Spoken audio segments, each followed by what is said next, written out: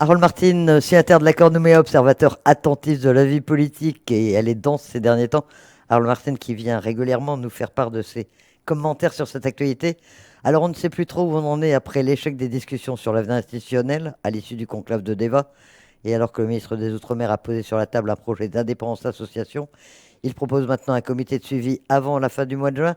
Dans la nuit, le président de la République semble avoir repris la main en invitant lui aussi les parties prenantes à Paris. On va parler de tout ça en votre compagnie. Harold Martin, bonjour. Bonjour. Merci d'avoir accepté notre invitation. Alors, qu'est-ce que vous pensez de toute cette actualité? D'abord, peut-être, euh, dans l'ordre chronologique, l'échec des discussions de Deva. Est-ce que vous y attendiez? Est-ce que ça vous a surpris? Alors, dans votre introduction, vous avez dit on ne sait plus où on en est. Ah si, pour moi, les choses sont très très claires. Très très claires, je vais le dire, c'est très très clair. Je vais même être affirmatif. Affirmatif, oui. Donc, sur cette première question, dans la dernière fois que je suis venu chez vous, je ne sais pas, il y a quelques semaines, c'est pas très vieux. C'était avant, évidemment, avant Bouraille, c'était à l'issue, je crois, du premier passage du ministre Valls. Et j'avais dit que l'accord, mais jamais, jamais. Mais pour quelle raison? C'est des raisons très simples. Les indépendantistes, c'est-à-dire quand je parle des indépendantistes, je parle de l'UC. Bon, l'UC a été avalé par la CCAT. Ce fameux groupe de pression pour agir, il a avalé l'UC. Aujourd'hui, il est dur.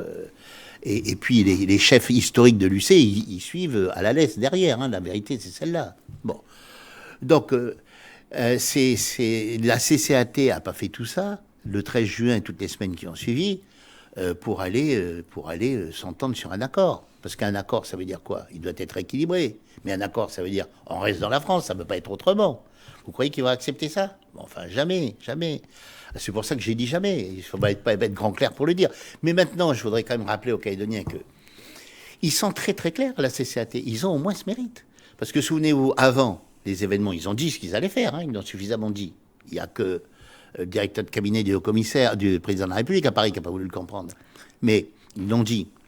Aujourd'hui, ils disent très clairement les choses. Vous avez Monsieur Théin qui est en prison, qui maintenant fait la feuille de route. On l'a vu. Donc c'est signé. Alors tout le monde dit, voilà, Bichou a dit ce qu'il fallait faire. Donc Bichou, il dit quoi? Ben, il dit de toute façon que maintenant, l'indépendance doit être programmée en septembre 2025. Voilà. Et elle doit devenir effective avant la fin du mandat du président de la République. Ben voilà, les choses, c'est très clair. Ça, c'est la feuille de route. Et ils n'en sortiront pas. Alors en plus, ben, vous savez, les indépendantistes, ils se méfient tous les uns des autres, comme notamment à l'UC. Donc qu'est-ce qu'ils font? Ben, ils ont leur garde-fou. C'est-à-dire quoi? C'est-à-dire que quand ils discutent, quand ils viennent discuter au Saria avec le ministre, eh bien, ils ont leurs commissaires politiques qui sont là pour veiller au grain. Des fois qu'il y a un petit dérapage, des fois que Emmanuel Tchibaou se laisse un peu aller à accepter deux, trois trucs. Non, les commissaires du gouvernement, les commissaires politiques, pardon, sont là. C'est-à-dire qu'il y a Michael Forest, le grand spécialiste de l'Azerbaïdjan. C'est lui qui dit qu'il y a été 17 fois. Et en plus, il vient avec sa sœur Omeral Naislin, qui, elle, y a été X fois aussi.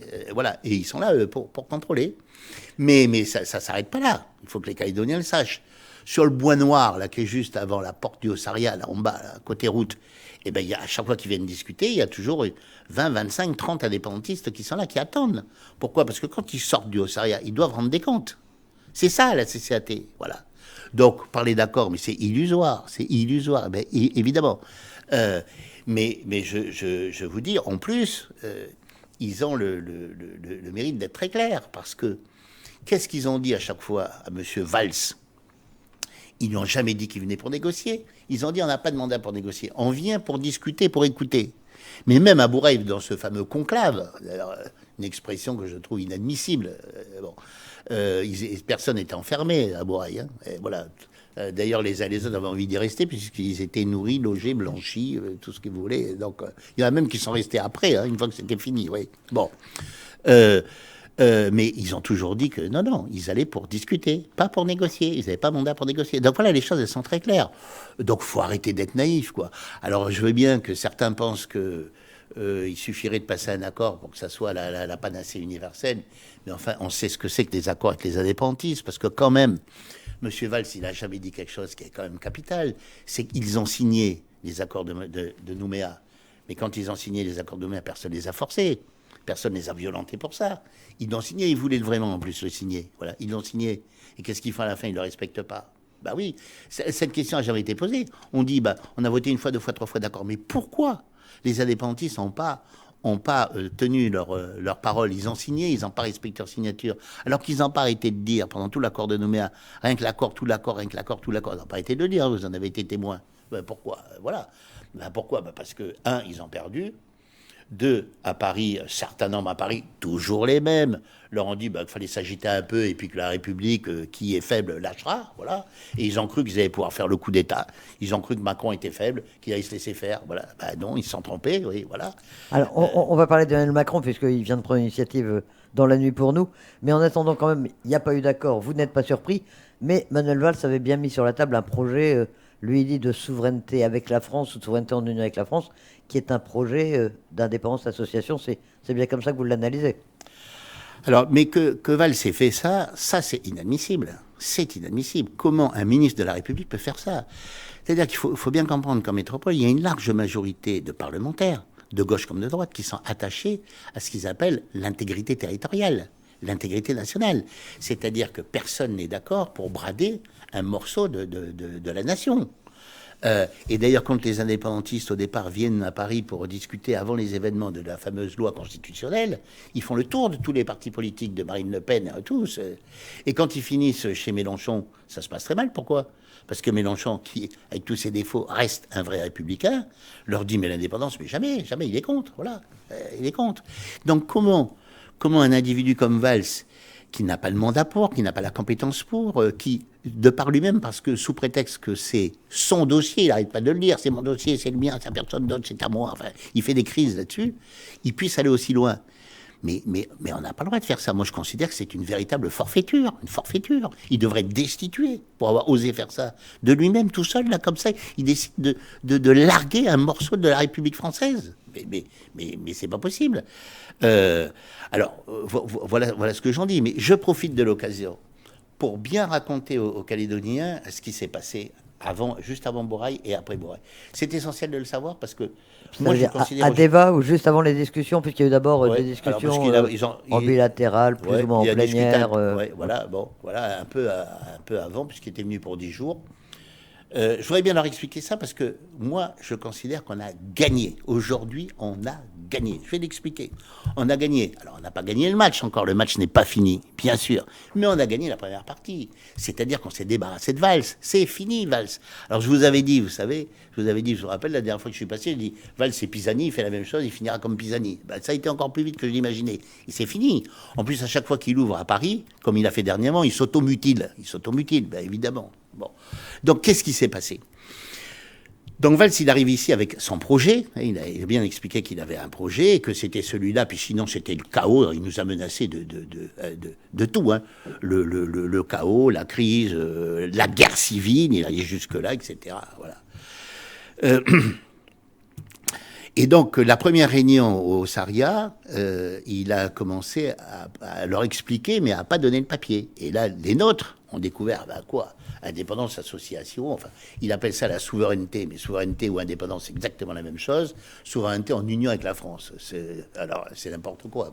Ça ne peut pas exister. Ça n'existe pas, ça n'existera jamais. Ça n'a pas de sens. Ça veut dire l'indépendance, voilà.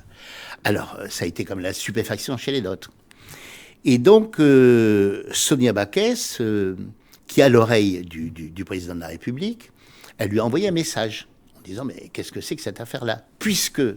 Valls disait qu'il était, évidemment, il n'était pas tout seul à proposer ça, il avait la République derrière lui, c'est-à-dire qu'il y avait le gouvernement derrière lui, ça veut dire qu'il avait l'Élysée, le Matignon, etc. Oui, on a dit c'est le projet de l'État. C'était, voilà, c'est son dossier, mais c'était son projet aussi, mais validé par les plus hautes autorités de l'État. Voilà.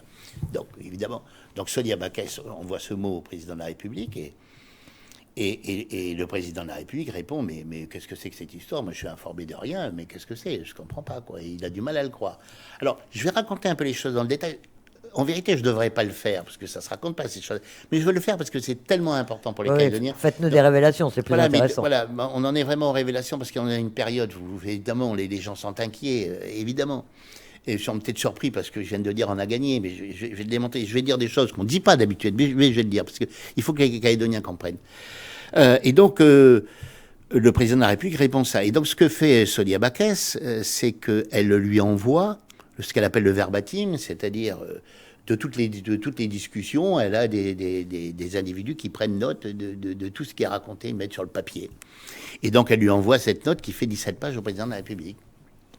Et donc, le lendemain, il l'appelle 35 minutes en disant mais c'est invraisemblable. Qu'est-ce qu'il a? Il est devenu dingue, mais c'est pas possible qu'il puisse faire ça. Il peut pas faire ça. Valls ne peut pas faire ça. C'est pas de sa compétence. D'abord, c'est la mienne. Et puis, il s'agit pas de ça. Il s'agit pas de faire ça. Et il s'interroge à haute voix en parlant avec Backès en disant qu'il est vraiment stupéfait, quoi. Et qu'il a contacté le Premier ministre pour savoir si lui, il était au courant. Le Premier ministre dit pas du tout, il veut pas s'en occuper, il veut pas s'en occuper de la Calédonie, mais évidemment, puisque Valls s'arrête pas de hurler, c'est mon dossier, c'est mon dossier, c'est mon dossier, il a bien compris, le Premier ministre, voilà. Et donc la conclusion, c'est qu'il a décidé de brader un morceau de la nation française, de sa propre autorité, alors qu'il n'en a pas la compétence. Pour le président de la République, c'est extraordinaire, quoi. Il connaît l'espèce humaine, hein, mais d'aller jusque-là, quand même. Bon. Donc c'était le premier élément. Et la suite est encore plus importante. C'est qu'ensuite, il se retrouve à Bourail. Alors à Bourail, à Deva, le premier jour, ils commencent leur réunion. Ils prennent d'abord tous le petit déjeuner ensemble, bien sûr. À peu près une bonne ambiance entre les uns et les autres, à peu près. Et ils se mettent autour de la table. Et dès lors que la réunion commence, ben, le téléphone de Valls sonne. Et c'est le président de la République, donc il sort 3 quarts d'heure. Et il revient au bout de 3 quarts d'heure, il est rouge, il fume de partout, il dégouline de sueur, et il n'en peut plus, il est rouge comme une tomate, mauvais comme tout. Et il s'assoit à table, il est fou furieux, et il prend un parti Backès, il lui en met plein la tête, il la traite de tout, enfin c'est à la limite de l'admissible, quoi, à la limite de l'admissible. Il est fou furieux, il se contrôle plus, il craque, et donc là, il frappe très fort sur la table au bout d'un moment, et il dit c'est fini, je lève la réunion. Peu de réunion, voilà. Donc tout le monde reste autour de la table, quoi. Bon. Donc tout le monde comprend qu'il a pris, par conséquent, une chauffe du président de la République. Parce que si le président de la République avait été dans son sens, évidemment, il serait arrivé goguenard à table, évidemment. Et c'est pas ce qui s'est passé. Alors, ça veut dire beaucoup de choses, ça. Et moi, ça me rassure, parce que moi, j'ai toujours cru ce que le président de la République, toujours cru à ce que le président de la République disait sur la Calédonie. C'est pas forcément pareil sur les autres sujets, c'est vrai. Mais sur la Calédonie, il a toujours été clair. Hein. Je l'ai toujours dit ici, il a toujours été d'une grande clarté. Bon, voilà. Et je l'ai dit en plus, de toute façon, il n'a pas le choix, le président de la République. S'il fait tout ça, c'est pas pour nos beaux yeux, c'est pas pour les 300 000 qu'on est. C'est parce qu'il y a des intérêts supérieurs qui nous dépassent, c'est tout. Voilà. Alors, bon, d'ailleurs, c'est. Et donc, mais donc ensuite, ça continue. Parce que qu'est-ce qui s'est passé à Bourail après? Ben, après tout ça, l'après-midi, il s'était calmé. Il a fait revenir tout le monde à table. Et ils ont fait la réunion. Alors là, il a sorti son papier. Il n'a rien changé au papier, absolument rien. Il a gardé son projet, le même. Et ils ont parlé de ça. Voilà. Et ils ont développé ça jusqu'à ce qu'effectivement, ils arrivent à trouver un accord. Mais je veux dire que... Enfin, Valls, pas arrivé à un accord, à constater qu'il n'y avait pas d'accord. Oui, voilà. Mais je veux dire, il a rien changé à son papier. Donc, on ne sait pas, évidemment, ce qui s'est dit avec le président de la République. Mais enfin, vu son état quand il est revenu, ils n'allaient pas dans le même sens tous les deux. Et c'est là que je suis comme stupéfait, parce que ça veut dire que Valls connaît mal Macron. C'est-à-dire qu'il pense qu'il va le faire au bluff, mais ça ne va pas durer très longtemps, parce que, vous savez, Macron, c'est un vrai carnassier, comme l'était Chirac, hein, ou Mitterrand, hein, pareil. Hein. Donc, s'il pense que quand le président de la République lui donne des instructions, il peut se permettre de faire juste le contraire. Bon, voilà. Et puis, alors ensuite, ben, il aggrave son cas. Parce qu'après, il va à Paris. Après cet échec, il va à Paris. Là, il se fait allumer, il n'y a pas d'autre mot, à l'Assemblée nationale. Et puis après, ben, quand il va au Sénat, c'est pareil. Et même, il se fait prendre un parti très sérieusement par un sénateur socialiste qui est président d'une commission au Sénat. Voilà. Est-ce que vous avez vu quelqu'un le défendre? Est-ce que vous avez vu un seul membre du gouvernement le défendre? Pas un. Parce que Sonia Backès, elle a continué son travail d'information auprès des ministres, que sont Retailleau, que sont Gérald Darmanin, que sont tous ceux qui connaissent bien la Calédonie, comme le ministre des Armées, Sébastien Lecornu, etc., etc. Quoi, voilà. Alors, d'ailleurs, Elisabeth, je suis peut-être un peu long, mais je fais quand même une parenthèse, parce que j'ai tellement entendu un certain nombre de personnes dire « Oh là là, mais Backès, elle veut tout prendre, qu'est-ce qu'elle est? Elle est présidente de la province sud, et puis qu'est-ce qu'elle va foutre à Paris? Qu'est-ce qu'elle est encore ministre? À quoi ça sert tout ça ?» Ben voilà, on comprend, tout le monde peut comprendre aujourd'hui. Le passage de Sonia Backès à Paris lui a permis d'avoir un très bon réseau, de connaître toute la classe politique, et puis d'avoir la confiance d'un certain nombre de haute personnalité comme le président de la République. Et il faut se souvenir, par exemple, qu'une fois, c'est le président de la République qui l'a envoyé à un G7 des ministres de l'Intérieur, à un G7 des ministres de l'Intérieur. Donc une grande confiance en elle. Elle a été 3 fois à des sommets européens des ministres de l'Intérieur européens pour représenter la France à la place de Darmanin. Donc, quand on a cette situation, c'est que le président de la République vous fait confiance. Hein, voilà. Et donc aujourd'hui, c'est tout l'intérêt que l'on a. Quoi. C'est tout l'intérêt que l'on a. Et heureusement que ça ait pu se passer ainsi, parce qu'ils auraient pu à Paris ne pas savoir. Hein, oui. Alors, pour revenir à l'actualité immédiate, alors on rappelle que Nicolas Mézard-Fossy est allé rencontrer le président de la République et il l'a rencontré vendredi. Il est sorti en disant qu'il va y avoir une initiative du président. On l'attendait, on en a eu ce communiqué de l'Élysée dans la nuit. C'est quoi? C'est quelques lignes. Hein. Le président de la République va réunir les parties prenantes mi-juin à Paris pour parler de l'avenir, le développement économique, l'avenir institutionnel de la Nouvelle-Calédonie. Oui. C'est vraiment un désaveu pour Manuel Valls, c'est comme ça qu'il faut le prendre? Très clairement, très clairement. Évidemment, il est membre du gouvernement et en plus parce qu'il a été Premier ministre, alors il y a cette espèce de règle qui veut qu'il soit ministre d'État. Donc c'est le numéro 3 du gouvernement. Donc il y a un certain nombre de précautions à prendre, mais je vous dis, moi, ce que je retiens, c'est qu'il a été attaqué à son retour à Paris, sérieusement. Personne n'a défendu. Mais il faut comprendre que Manuel Valls, il ne représente rien. D'abord, il a une très mauvaise image en métropole, exécrable. Mais en plus, il n'a pas une force politique, il n'a pas un parti politique, il est tout seul et il s'agite. Mais donc, tout ce qui s'est passé là, c'est très intéressant. Pourquoi? Parce que ça révèle que, en fait, ce qui veut le dénommé Valls, c'est d'être candidat aux prochaines présidentielles. D'ailleurs, il l'a dit très clairement, j'espère que les Calédoniens l'ont vu, sur la chaîne LCI, c'était je crois mardi dernier, hein. Non, c'était dimanche dernier, la grande interview, il s'est dévoilé, c'est très clair. Donc il a des ambitions, vous vous rendez compte, présidentielles. Il est tout seul dans son coin, il n'a même pas été capable de gagner sa circonscription aux dernières législatives, et il veut être président de la République. Donc en fait, son calcul, c'est quoi? Je viens à Nouméa, de toute façon, je vais aller dans le sens de ceux qui ne sont pas d'accord, parce que c'est eux qui cassent tout. Voilà. C'est une manière aussi de légitimer la violence, légaliser la violence, etc.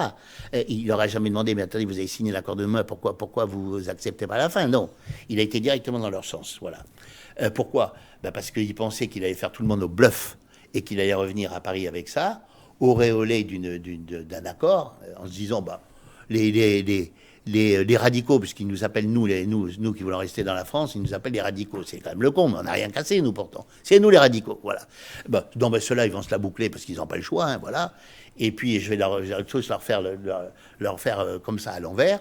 Et puis, je reviens à Paris, auréolé de tout ça. Et puis, ça me permet d'enchaîner la présidentielle. D'ailleurs, il a été très vite, parce qu'il aurait dû attendre un peu avant de faire sa proposition. Parce que, vous savez, quand on est candidat au présidentiel en métropole, alors aussitôt, il y a des mitraillettes qui se dressent devant vous. Hein. Au premier faux pas, vous êtes déquillé. Donc, ils ne vont pas le rater. Vous croyez bien que, par exemple, Attal, qui a des grandes ambitions, il va en profiter pour vite l'exécuter. Voilà. Pour revenir au dossier calédonien et à Deva même, tout ça c'est très bien, mais en attendant, Manuel Valls a mis sur la table un projet d'indépendance association et tout le monde a dit qu'il y avait une majorité des délégations présentes à Deva qui avaient accepté ce projet. Alors bon, l'UNI, oui, parce que c'est pratiquement son projet, l'UCF-LNKS avec les réserves que vous mettiez, mais il y a aussi Calédonie Ensemble et l'éveil océanien qui ont approuvé ce projet. Oui. Alors, qu'est-ce qu'il faut en penser? Est-ce qu'il y a vraiment une majorité des groupes politiques qui soutiennent ce projet de Manuel Valls? Non, mais que ce projet soit enterré ou non? Non, mais enfin, l'éveil océanien, ils sont indépendantistes, à l'exception de la présidente du Congrès actuel, Madame Falaeo, qui a été courageuse, hein, parce que sans elle, on n'avait pas de budget en plus. On n'avait pas de budget. Non, mais attendez, il faut se rappeler que l'éveil océanien, ils étaient dans le groupe UC-FNLKS avant les événements. Et ils en sont sortis par la petite porte après les événements. Mais pourtant, comme ils étaient dans le groupe, ils ont bien su ce qui allait se passer. Donc moi, je considère qu'ils ont une certaine complicité avec ce qui s'est passé. Parce qu'ils n'ont rien dit avant. Hein. Ils n'ont rien dit avant. Hein. Ils ont laissé faire. Et pourtant, ils étaient parfaitement au courant de ce qui allait se passer. Mais évidemment, puisqu'ils étaient dans le groupe. Voilà. Donc, et puis, c'est eux qui ont permis, ce qui est un président comme Ouamitan au Congrès, un gouvernement indépendantiste, etc. Et tout ce qu'on a subi, ils en sont les principaux responsables. Alors aujourd'hui, ils sont dans ce tunnel, ils peuvent difficilement en sortir. Alors ils ont dit oui. Mais après, il me fait rire, M. Toukoumoni, quand il passe à la radio, parce que, où il est d'une très grande naïveté, où il nous prend pour des imbéciles, en nous disant quoi? en nous disant non, mais alors pour 15 ans, puis après c'est bon, c'est indépendance. Et pourquoi pourquoi? Parce que 15 ans, on peut pas être dans l'indépendance et après on peut être dans l'indépendance 15 ans après. Enfin, ça n'a pas de sens. Et puis s'ils pensent en plus que les types de l'UC, ils vont attendre 15 ans pour leur indépendance, ils se trompent. Parce que, vous savez, Elisabeth, je suis un peu long, je suis désolé, mais je voudrais quand même rappeler quelque chose qui est essentiel, dont personne ne parle, dont évidemment Valls n'a pas parlé. C'est que il y a cette fameuse question posée en 1981 par Mitterrand, auquel personne n'a jamais répondu encore. Pourtant, c'est vieux, 1981, vous voyez. Oui, rafraîchissez-nous la mémoire. Alors, je l'ai dit plusieurs fois ici, alors certains vont dire, je me répète, mais c'est tellement essentiel. C'est tellement essentiel quand on ramène ça à ce qui se passe aujourd'hui. En 1981, Mitterrand leur avait d'abord écrit en 78 pour dire je vous donne l'indépendance alors qu'il ne la demandait pas, ils n'étaient pas indépendantistes. Bon, et donc, une fois qu'il est élu en 1981, quelques mois après, Tchibaud va le voir et lui dit Monsieur le Président, vous nous avez promis l'indépendance, quand est-ce que vous nous la donnez? Celui-ci répond mais monsieur, en le regardant dans les yeux, Monsieur Tchibaud, je vous la donne demain si vous voulez, mais je la donne à qui? À vous ou aux autres? Les autres, c'est qui? C'est nous. Cette question, elle est toujours pas résolue. Parce que, vous l'avez dit, d'autres l'ont dit, je l'ai dit, l'UC, la CCAT aujourd'hui, eux, c'est pas tant l'indépendance qui les intéresse, c'est le pouvoir. Ils sont donc canaques, premiers occupants, droit inactif à l'indépendance, etc., tout ce qu'on leur a mis dans la tête depuis des lustres. Donc, je suis canaque, donc j'ai le pouvoir. Voilà. Et donc, ça se passe comment, cette affaire? On leur donne... C'est bien joli de parler d'indépendance, mais comment ça se passe? Qui c'est qui a le pouvoir? On s'entretue d'abord pour savoir qui va avoir le pouvoir. Alors là, quand il parle de guerre civile, le Valls, on peut y aller, là, oui. Et ça se passe comment? Et nous, on va accepter que, sous prétexte qu'ils sont canaques, ils aient tous les pouvoirs pour se faire foutre dehors, et puis ensuite, que la Calédonie finisse comme le Vanuatu. Personne ne veut parler de Vanuatu, mais il faut aller voir aujourd'hui ce qui se passe au Vanuatu. Mais il faut aller voir dans les îles, là, autour de villas, les grandes îles comme Malikolo, etc., en Brime, le doyen, il a 35 ans. Pourquoi? Ben oui, parce qu'il n'y a pas de médecine, parce qu'il n'y a pas de médicaments, il n'y a pas de tout ça. Enfin quoi? On parle de quoi? C'est pour ça que je le dis, que l'indépendance, elle est illusoire, elle est impossible, parce que la France sera toujours responsable de ce qui se passe ici, évidemment, compte tenu du fait qu'elle y est depuis 1953. Voilà. Vous m'avez répondu sur l'éveil océanien et Calédonie ensemble aussi, semble approuver ce projet. C'est quand même plus étonnant. Vous les connaissez bien, mais oui, c'est quand même plus étonnant, bon, non? on a tous compris que Philippe Gomès, il déconne à plein tube depuis un certain nombre d'années. Enfin, il n'a plus le choix, le malheureux. Il s'est mis là, dans l'entonnoir pour essayer d'en sortir quelque chose. Il s'est allié aux indépendantistes. Enfin bon, ça me fait mal en final. Je trouve que c'est pénible, quoi. Il n'y avait plus que ça à en dire. Alors maintenant, il a ses ennuis judiciaires. C'est pas où ça va finir, on verra bien. Mais enfin bon, il est plus d'actualité. C'est fini, c'est terminé. Voilà. Mais enfin, pour en revenir à Tukumuli, il joue un jeu dangereux. Pourquoi? Parce qu'il y a toujours eu une petite fraction de la communauté wallisienne, ça a toujours existé, indépendantiste. Mais tous les autres, non. Et ils jouent avec le feu, parce que les indépendantistes, les Wallisiens et les Futuniens ne sont pas indépendantistes, ils n'ont pas près de l'être, parce qu'ils ont bien compris la musique eux aussi, hein, bien sûr. Hein, ouais. Donc, le président de la République semble reprendre la main. Ça vous donne plutôt confiance? Vous pensez que... c'est pour ça que je dis qu'on a gagné. On a gagné quoi? De se débarrasser de Valls. Ça y est, c'est fini. Cette espèce d'individu qui est venu ici juste s'agiter pour pouvoir essayer d'avoir une maigre chance au présidentiel. Non, mais en 2027, vous vous rendez compte? Un ministre de la République qui ose brader un morceau de la nation. Enfin bon. Et donc, je savais bien qu'à la sortie de Bourail, il se passerait un certain nombre de choses. D'autant plus, je vous le disais, personne n'a soutenu, mais absolument personne en métropole. Du coup, il est obligé d'aller faire sa pub lui-même, par exemple sur LCI, pour aller nous faire ce numéro, parce qu'il n'a pas aimé que Nicolas Melzdorf aille voir le président de la République. Il n'a pas aimé du tout. Donc, il a commencé à dire, mais comment c'est pas le porte-parole du président de la République? Et puis, c'est mon dossier. Comme un gosse, vous voyez, à qui on va enlever son jouet. Non, mais enfin, attendez. Mais où on est tombé, quoi? On est tombé bien bas. Donc, je savais bien que le président de la République allait intervenir à un moment donné.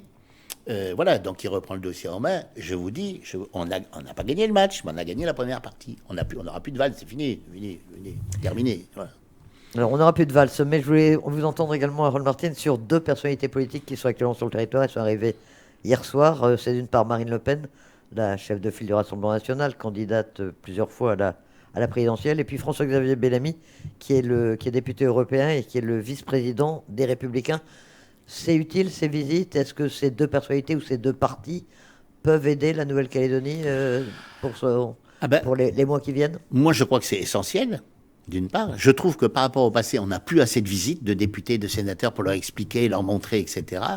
Parce que qui décide en finale? Qui décide en finale? C'est quand même toujours Paris qui décidera, c'est-à-dire le Parlement français, voilà. Et donc c'est quand même là-bas que ça se passe. Alors, je sais, j'entends des fois des commentaires en disant non, mais on va se débrouiller tout seul. Non, mais on va se débrouiller tout seul, rien du tout. C'est bien les parlementaires qui vont décider de la suite. Il n'y a pas de doute là-dessus. C'est comme les parlementaires qui décident de ce que l'État va pouvoir mettre comme argent pour aider la Calédonie à s'en sortir, etc. Donc ces gens-là sont essentiels. Alors Bellamy, il a une qualité, c'est que lui, il est très très clair sur la Calédonie. Il est venu plusieurs fois ici, connaît bien le dossier. Il est bien drivé par Virginie Ruffnac et puis par Alcide Ponga. Et il nous son aide est très précieuse. Et puis lui, on le comprend bien. Alors des fois, il y en a d'autres qu'on aime bien, mais qu'on ne comprend pas bien, comme le président du SEDA. Moi, j'ai rien compris la dernière fois. Il est venu, je crois qu'il ne s'est pas compris lui-même. Enfin, c'est un peu égaré. Peut-être le phénomène de l'âge aussi. Il faut pas être méchant, voilà. Non, mais il est très clair. Et moi, je dis aux Calédoniens qu'il faut aller rencontrer ces gens-là. Il fait un meeting ce soir. Meeting ce soir à l'hippodrome, oui. Il faut y aller. Il faut y aller. On en a besoin. Il faut y aller. Il faut les remercier d'être venus. Et puis, il faut y aller. C'est le moment de se bouger aussi, hein, si on veut rester dans la France. Voilà. Et donc, ces gens-là, il faut les encourager. Il faut y aller. Moi, j'incite vraiment les Calédoniens à y aller. Marine Le Pen, vous allez également suivre un peu ce qu'elle a dit. Vous avez peut-être déjà entendu. Elle estime qu'il faut surtout faire du développement économique plutôt que de se consacrer aux questions institutionnelles. Oui. C'est un discours que vous connaissez. Hein. Oui, elle dit ça, puis elle a raison, parce que pour l'instant, ce qui compte, c'est effectivement de s'en sortir sur le plan économique. Hein. Quand on regarde où on en est, il faut 50 milliards par an à la CAFAT, il faut X milliards à Enercad, il faut ceci, il faut cela, enfin, on n'en sort plus. On aura besoin d'une aide massive de l'État. Et c'est bien d'ailleurs ce que le président de la République a mis en avant aussi. Hein. Alors la question institutionnelle, est-ce qu'elle est urgentissime? De toute façon, le fameux accord dont on parlait, on peut largement s'en passer. Hein. C'est pas l'accord qui va régler quoi que ce soit, surtout si les indépendantistes le signent pour le contester le lendemain. Leur grande spécialité, ça sert à rien. Je pense qu'aujourd'hui, l'essentiel, c'est effectivement l'économie. Elle a raison. Et là encore, Marine Le Pen, d'abord, les Calédoniens ont quand même beaucoup voté pour elle ces dernières années. Mais moi, j'incite tous les Calédoniens à aller au meeting de Marine Le Pen qui se tient donc vendredi au Château Royal. Il faut y aller. Il faut y aller, il faut l'écouter, il faut lui poser des questions et puis il faut aussi remercier parce que ces gens-là mais ils seront encore très très utiles au Parlement. Marine Le Pen, c'est celle qui a le plus grand groupe politique. C'est essentiel. On a besoin d'eux. Alors, ils ont la gentillesse de venir jusqu'ici et de se passionner quelques jours pour nous. Il faut quand même qu'au moins on aille les voir, on aille les saluer et on aille les applaudir. Ça me paraît le minimum de ce qu'on a à faire. Hein. Voilà. Pour conclure, Harold Martin, je le disais au début, on ne sait plus trop où on en est. Et les Calédoniens, vous le savez, puis vous le sentez, vous les rencontrez, Oui. Ils sont inquiets. On sait pas où on va, en fait. Oui. Vous leur dites quoi? Qu'ils doivent rester confiants, qu'ils ont gagné je leur dis, le match n'est pas fini. Certes, il n'est pas fini, mais on a gagné la première partie, on s'est débarrassé du Valls. C'était l'essentiel. Dans ce qui nous arrivait, c'était l'essentiel. En plus, un type qui nous a menacés, etc. Voilà. Donc maintenant, à mon avis, il n'est pas prêt de revenir. Et il ne reviendra pas avec son projet de souveraineté en union avec la France. C'est-à-dire que là, on mélange tout, hein, c'est la Macédoine. Ouais. Bon. Donc voilà, moi, c'est pour ça que moi, je suis encore extrêmement positif sur la situation. Le président de la République reprend le dossier, et le président de la République a toujours été clair sur le sujet. On ne peut pas lui reprocher ça. On peut lui reprocher tas d'autres choses, mais en tout cas pas ça. Il a toujours été infiniment clair. Et puis je pense surtout qu'il ne peut pas donner l'indépendance. Mais regardez Mitterrand, qui l'avait promis l'indépendance. Il est resté 14 ans au pouvoir. Ça s'est terminé par le drame d'Ouvéa. Il n'a jamais pu la donner, l'indépendance. Rien n'a changé. Ce n'est pas possible pour tout un tas de questions. Il faudrait un jour qu'on fasse un sujet sur cette affaire d'indépendance, mais c'est pas possible. Et la Calédonie a toujours son utilité, mais depuis toujours, vous savez. Ben oui. Déjà, pourquoi les Français sont ici? Parce que les Anglais avaient pris l'Australie et la Nouvelle-Zélande. Vous voyez bien que la France a une position dans le Pacifique, ça commençait comme ça. Ensuite, la France a tellement eu besoin, l'État a tellement eu besoin de la Calédonie pour le bagne, ah oui. Et puis alors, en 40 avec les Américains, et puis le nickel, et puis C'est une plaque tournante, la Calédonie. Voilà. Alors, il faut pas trop en rajouter, mais c'est une plaque tournante et l'indépendance, c'est pas pour demain, c'est pas pour après-demain, c'est, ouais. Comme on dit des fois, one day, hein. Voilà, one day, ouais. Un jour, et encore, j'ai du mal à y croire, oui. Ouais.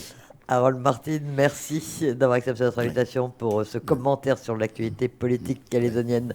La fin de cette interview et de ce magazine. Votre prochain rendez-vous d'information maintenant, c'est à 13h.